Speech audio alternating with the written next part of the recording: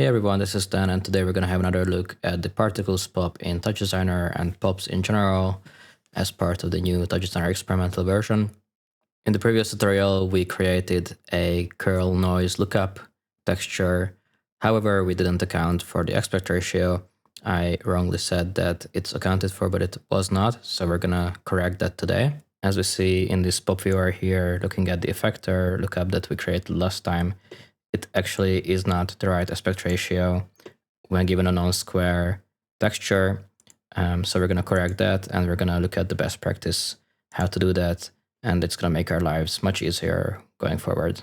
And also add a new wind lookup to our particle system, as well as an update option to the particle forces.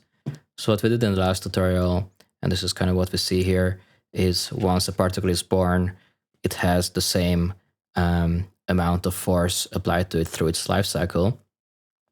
However, we can also update a particle's forces throughout its life cycle. So for example, if I turn the switch on and we're going to implement this, what happens is once a particle passes over another part of the image, for example, passing from a brighter pixel over to a darker area, it will have its force adjusted. Another update that we will do to our system is, instead of updating the particles' positions in the particle pop loop, we will update their forces, altogether forces, and we will let the particles pop do the work for us. And also we will be able to use then the velocity damping parameter, as well as the initial mass and initial drag parameters. On my Patreon, you will find the full project file, as well as the component that has all the relevant parameters mapped out, as well as some other inputs, separate inputs for the curl effector, the wind effector, and there's also a little loop here which we can add more forces easily to this by doing this loop around, and then we can put whatever inside the particle update loop, just as a little extra. Let's rewind to the end of our previous tutorial where we had this lookup texture for curl noises. I will disable the trail. So the first thing that I want to fix here is the aspect ratio issue. As you can see here, we have a non-square texture as our particle sources. So when we look at the pop viewer from the palette, we can drag our lookup texture onto here. We can display the effector as these colored pixels here. And if I toggle this on and off, we can see that it doesn't really match our color texture, and it looks stretched altogether. So that's what we're gonna fix now. The crux of the issue is that the lookup texture has two modes of looking up a texture based on the lookup attributes. And one is normalized, which we have been using so far, and it works for a square texture. The other is pixel index, which we're not gonna use. So what we need to do is create a normalized position attribute for our particles. Let's add a transform pop before our lookup texture. And we could start and translate this geometry here, but we actually don't want to change its actual position, or we don't want to rescale the actual geometry. We simply need to create a copy of our position attribute, normalize that, and use that moving forward. So we can do that by changing the mode here to transform attribute. We still want the position to be our input attribute. So when we move this around, it still moves our actual geometry, as we can see here. However, we can change the output attribute scope to something else, and we can create an attribute here. I will call this p norm. And now when I translate this, it doesn't actually translate our position. If we have a look at our p norm attribute that we just created in the pop viewer, we can see that it actually is translating the values as we want. Of course, it doesn't show up as actual position translation here, because this is p norm now, not p, which we normally see as geometry. But it shows that we're on a good path here. We can update our lookup texture now with our newly created p norm attribute instead of the position. So we can use here p norm 0, which is p norm x, and p norm 1, p norm y. And then, of course, we need to do the actual normalization. Let's have a look at our lookup texture again and have a look at our effector here. Beautiful. And we should see that when we scale this around, that should scale our lookup.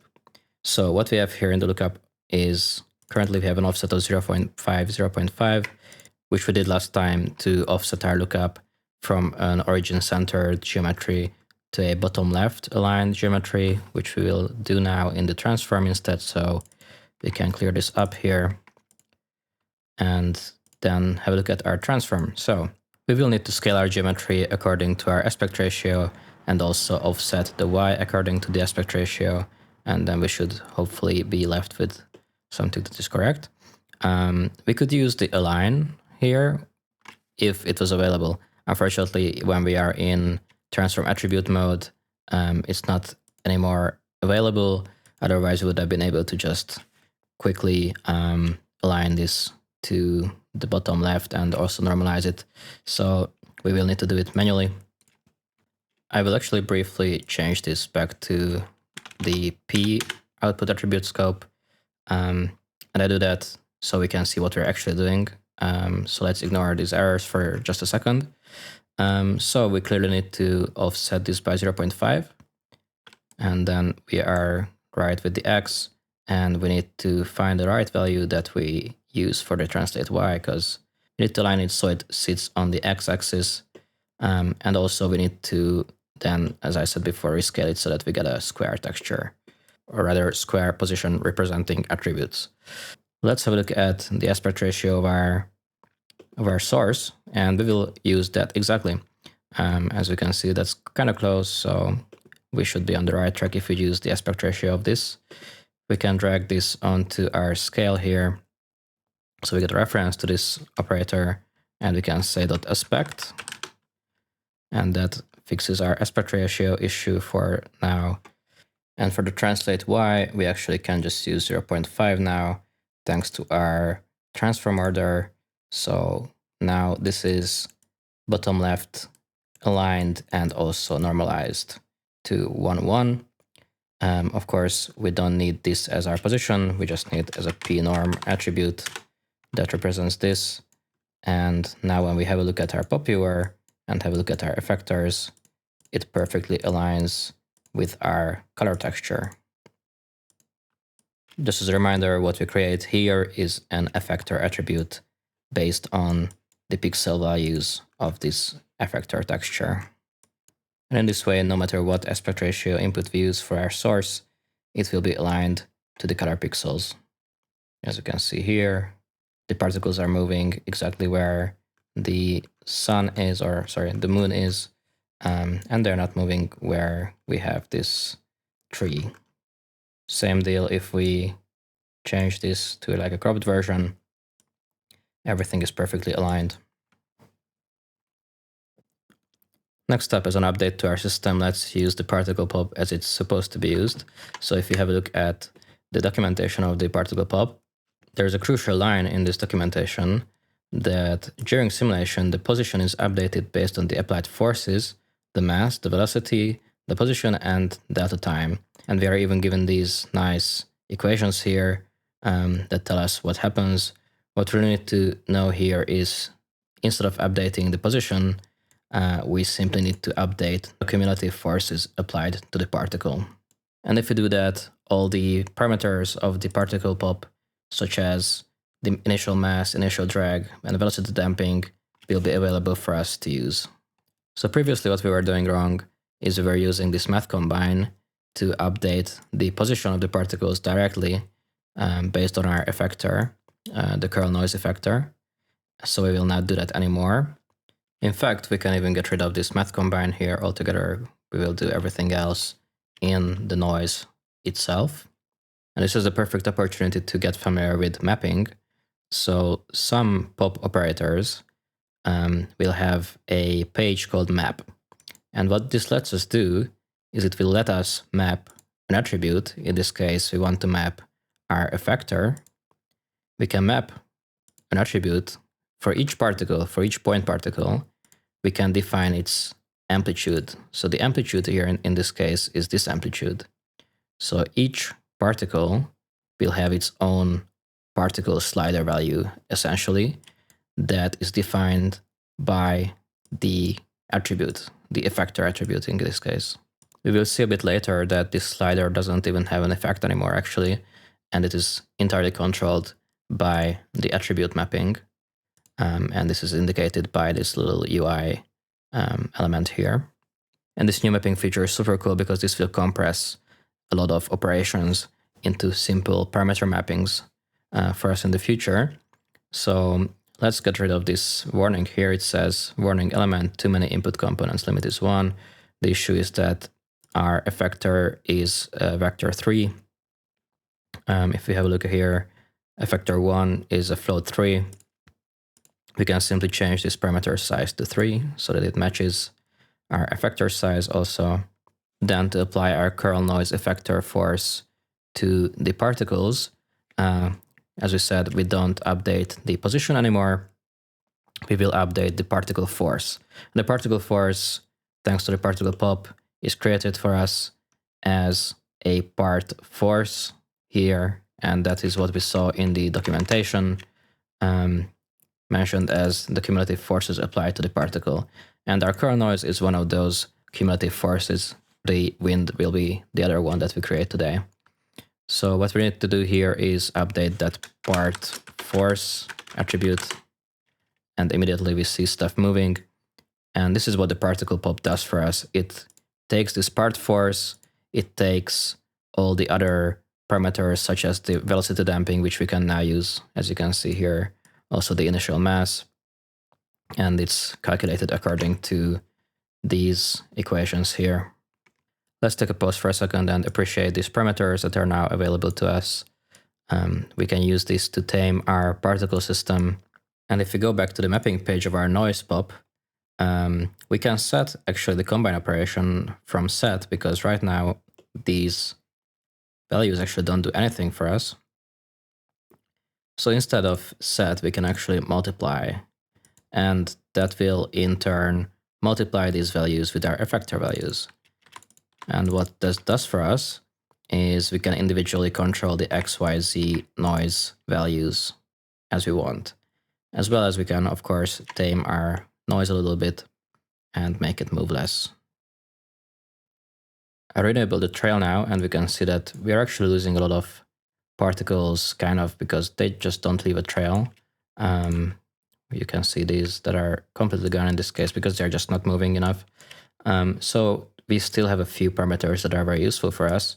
If you go to our lookup texture, for example, we can give a minimum movement to those particles as well. So we could use these. We can also change the too high. In general, these from low high to low high parameters of lookup textures are super useful, obviously, to control our effector value or lookup value. But of course, we still have control over our effectors in the top world.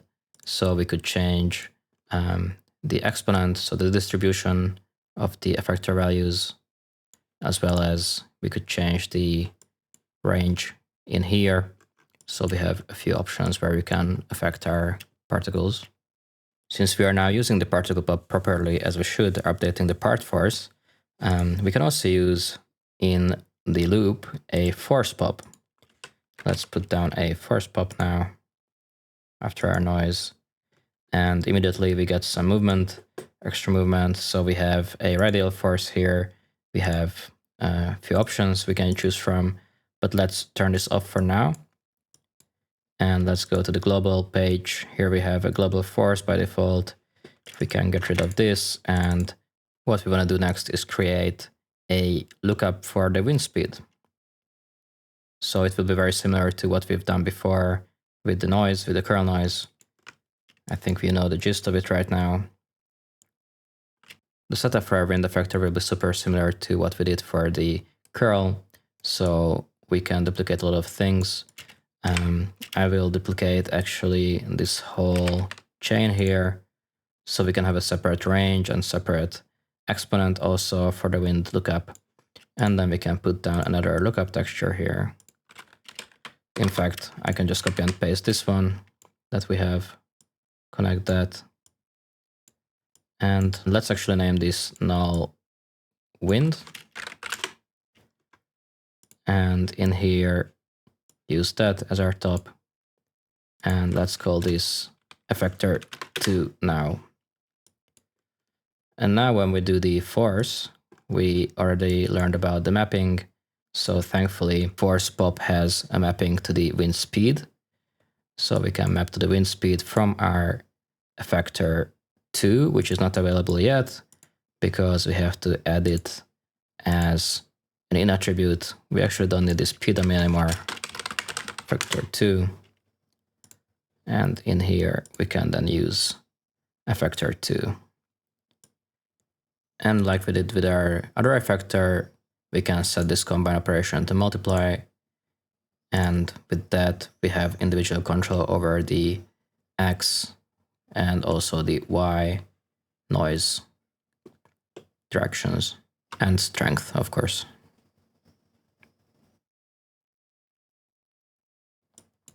Let's see how this looks if I re-enable the trail. Looks great.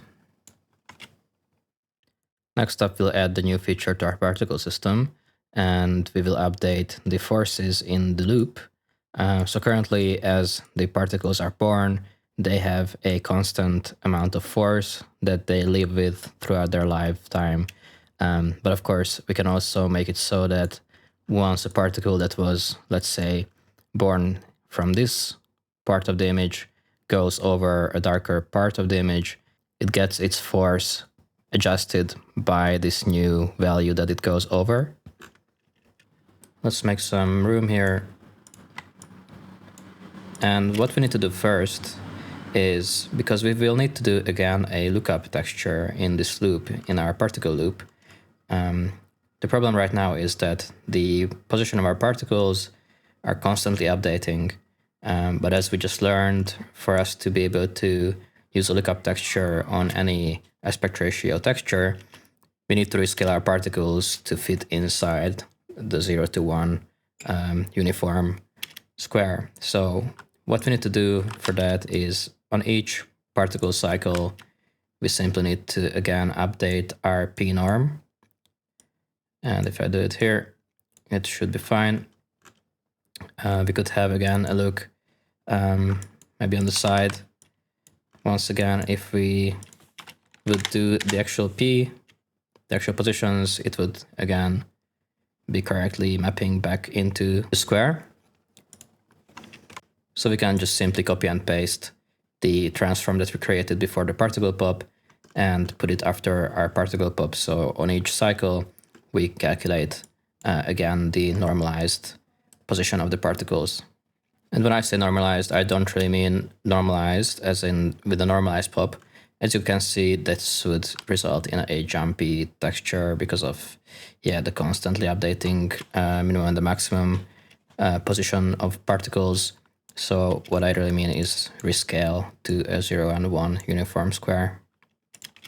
Now that we took care of our updated p norm in the loop, in the particle loop, because we have now some wind going on, I will take the wind lookup texture and just copy and paste it and put it inside the loop after our transform, before our noise and force. And suddenly we can see that something has changed. As we can see, let me just unbypass it for a second.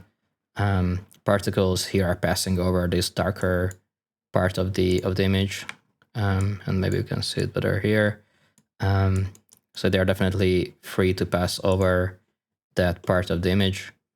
And let's see what happens when we activate and bypass our new lookup in the loop. They are suddenly stopped at the darker part of this image. So that is great. Here, what's kind of important, or what can be important, is the input extend mode. So what happens right now is when particles escape our image, they get a repeated lookup. So it would be, again, starting from these values.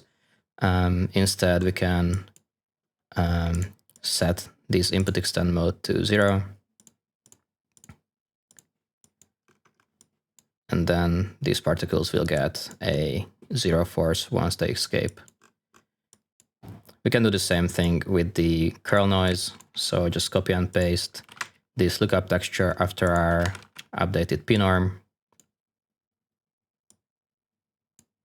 You can see once I bypass this in-loop lookup texture, particles are much more free to pass over other parts of the image, while when I have this unbypassed, particles are stopped by other lookup forces.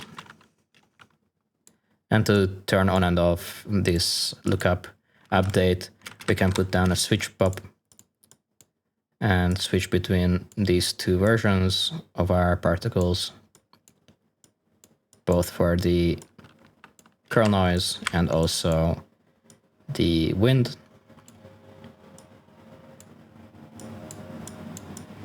Try to make this look nice. Cool.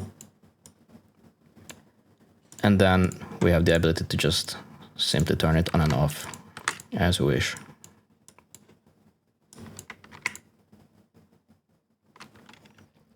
So that's what I wanted to show in this video, properly using the particle pop this time, and also adding a new wind force, as well as an in-loop update of the lookup textures. And then I want to show you here that on my Patreon you will find a separate custom component that has all the relevant parameters mapped out. I've also added here for the wind, I've added a variance parameter similar to what we have in the particles GPU, so we can use that as well. And also this is a separate input for the effector curl and the effector wind, and there's this loopback feature where we can add more forces and more pop operators that is basically injecting itself inside our particle feedback loop. So for example, adding a force is just like that from the outside, easily achievable. As well as a lot of project files, tools, and all that on my Patreon. Thanks for watching this tutorial, and let me know your thoughts, let me know what topics you're interested in. There's definitely more stuff coming in the near future.